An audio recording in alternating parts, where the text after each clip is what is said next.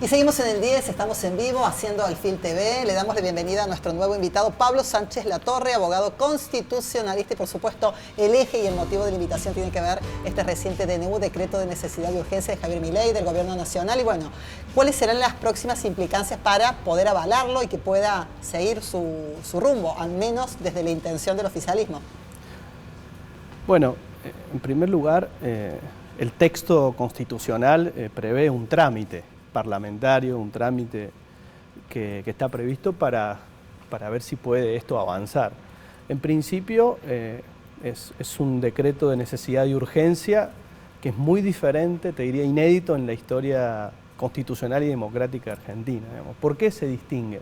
Se distingue por la variedad temática que tiene en un solo cuerpo normativo, por la extensión y entre otras cuestiones, habría que analizar también que el texto no prevé cuándo entra en vigencia. Por lo tanto, hay que acudir a una norma supletoria que entraría a regir a partir del 29 de diciembre, es decir, en el 8º día desde su publicación.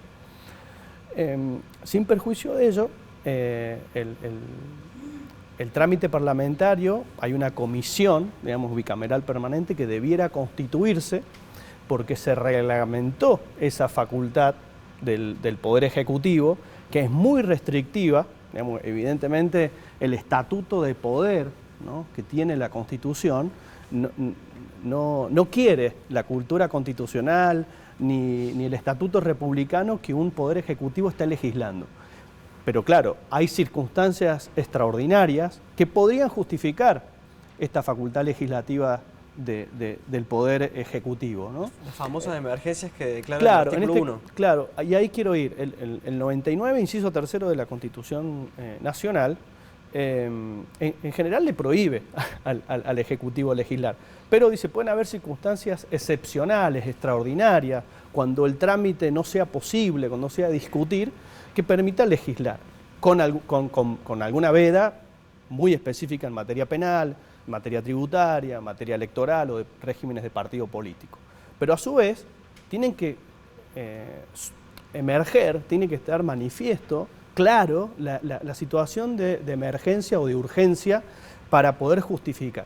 Entonces, uno cuando analiza, por ejemplo, la exposición de motivos que tiene este mega decreto, ¿no?, no guarda una proporción o una coherencia entre la exposición de motivos, para que se entienda bien, 1 o 2 páginas, frente a 80 páginas de materia de modificación, reforma o derogación de normas, ¿no? Entonces, en una cultura republicana, tiene que haber una fundamentación razonable de estas decisiones y por supuesto que entiendo, por lo menos en lo que he estado leyendo en el último momento, ningún constitucionalista está opinando que respeta estos estándares, estos límites constitucionales. Hay muchos que avalan el qué de este DNU y cuestionan esta mezcla de poderes, ¿no? Como que la resolución debería ser en el Congreso. Exacto. En principio, si el DNU, digamos, sigue su trámite y lo trata la comisión bicameral, se compone por 16 miembros, claro, 8 diputados y 8 senadores, que no está, tiene 10 días para expedirse con un dictamen que solamente lo puede rechazar o aprobar, no puede introducir modificaciones, para luego, 10 días después, que lo trate en pleno las cámaras, diputados y senadores, que va a tener 10 días más. Con que se apruebe en uno es suficiente para que continúe. Exacto, o que ninguno lo trate, también es una causal o un trámite suficiente para que eso quede vigente. Y si lo llega a rechazar con las mayorías que requiere la Constitución, o sea, mayoría absoluta, ¿no?, la mitad más uno de los presentes, y si lo rechaza, pero estuvo vigente durante el trámite hasta que lo rechaza, esos derechos adquiridos porque entró a jugar, estuvo en vigencia esos días, evidentemente quedan firmes. Eso no significa, digamos, que después hayan planteos o controles constitucionales en sede judicial. A eso queríamos ir, Pablo. Recién nos estabas comentando que ninguno de los especialistas entiende que la fundamentación que hace previo el decreto a llevar adelante medidas o a solicitar ciertas medidas no se condice, digamos, la fundamentación con todas las medidas que está tomando. ¿Qué rol puede llegar a jugar la Corte Suprema de Justicia? Es muy buena la pregunta. Ha sido zigzagueante la argumentación que ha utilizado la Corte en diversos momentos, pero claro, ante semejante cantidad de materia, por ejemplo, ¿cómo vincularía usted en un test constitucional o la Corte pasar un club deportivo a una sociedad anónima? ¿Qué tiene que ver eso con la emergencia económica o la herencia que dicen los fundamentos? Digamos, no pareciera que exista esta coherencia, al menos en la argumentación, de que la crisis o a la emergencia a la que refiera la intención del presidente, el Poder Ejecutivo, guarde esta relación como para poder salir adelante. La Corte, en esto hay que ver el tipo de planteo, porque es tan diverso.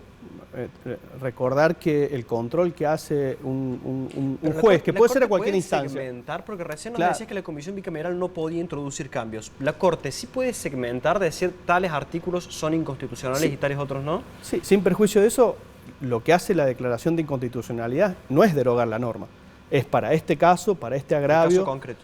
para el caso concreto, no tiene efecto general como otros sistemas de control de constitucionalidad.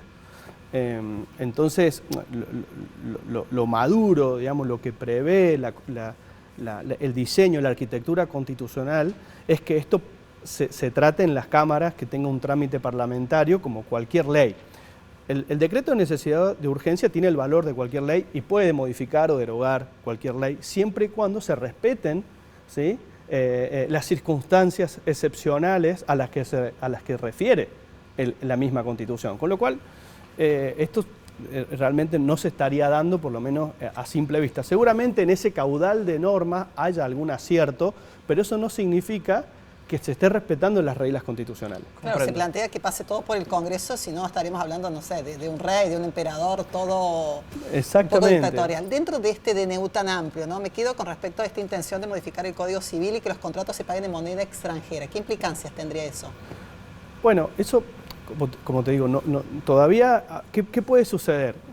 Hay un efecto en economía, en comportamiento, que se llama el efecto Cobra, que es cuando la India estaba bajo dominación británica. En Nueva Delhi se sacó una disposición donde se pagaba una recompensa por las cobras, las víboras venenosas que se rescataban. Entonces la gente empezó a criar las cobras, entonces se tuvo un efecto no querido. O sea, una situación a través de una norma que era para tratar de regular, mejorar el comportamiento, el hábitat, la higiene y la seguridad de la sociedad, se empeoró. Entonces, muchas veces cuando no se respeta la democracia deliberativa, el diálogo, la participación, cuando no se respetan esos estándares, evidentemente pueden haber efectos no queridos. No está medido, no podemos todavía saber qué efectos puede llegar a tener en términos económicos, tampoco es mi especialidad. Digamos, todos estamos de acuerdo con la crisis económica y también estamos de acuerdo que tal vez este diseño constitucional hay que rediscutirlo, pero es el que tenemos Pablo, vigente. Vamos a otro punto que sí es de tu expertise. Vos sos profesor de historia. ¿Qué parangón tiene este DNU en la historia argentina? Ninguno. No hay una experiencia de estas características, digamos, con democracia constitucional, republicana, no hay. ¿Menemismo tampoco? Lo que hay, por ejemplo, si tomamos los últimos 40 años de democracia, vemos que, por ejemplo, Menem utilizó mucho el decreto de necesidad de urgencia, alrededor de los 270 o 500 y algo, 270 Néstor Kirchner y 500 y algo, no recuerdo el número exacto, pero hay también, digamos, unos antecedentes de una mala práctica, de un uso, de un abuso de este remedio del Poder Ejecutivo, lejos de lo que se quería en la reforma constitucional del 94, digamos. Y hay también una argumentación a veces cuando se invocan argumentos históricos como Alberdi, por ejemplo, donde le hacen decir cosas a Alberdi que Alberdi no dijo, por lo menos en su obra, en elementos de derecho constitucional público provincial o en las bases y puntos de organización de la Pero volviendo al política punto, nunca se abordó una reestructuración del ordenamiento jurídico integral a través de un decreto de necesidad de urgencia, ¿verdad? No, bajo ninguna circunstancia.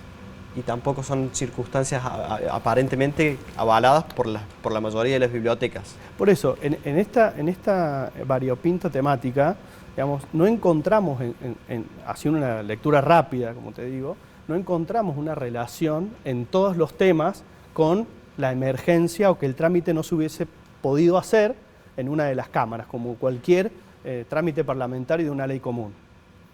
¿Se entiende? Sí, sí, perfectamente. Seguramente habrá que tomar otro tipo de medidas económicas para reactivar, pero si es los temas que plantea el Código, debió plantearse en el Congreso como lo prevé el trámite parlamentario. Le hago una consulta con respecto a esta decisión que se plantea en el DNU de privatizar las empresas públicas, ¿no? De sociedades del Estado, convertirlas en sociedades anónimas y posterior privatización. ¿Qué va a pasar con la gente que está ahí, con los trabajadores? ¿En qué condición quedan?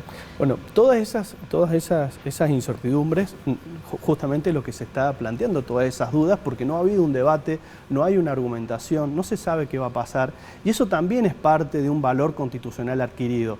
Cuando vos tenés una propuesta legislativa que va a involucrar semejantes derechos o de tanta sensibilidad como puede ser la materia laboral, evidentemente la cultura y la democracia nos ha enseñado que hay que preguntarle a los especialistas, que hay que abrir la mesa de diálogo. El mundo está discutiendo democracia mucho más deliberativas, como fue la experiencia, por ejemplo, el caso Mendoza, donde la Corte pidió opinión a los vecinos, o el caso de la interrupción voluntaria del embarazo.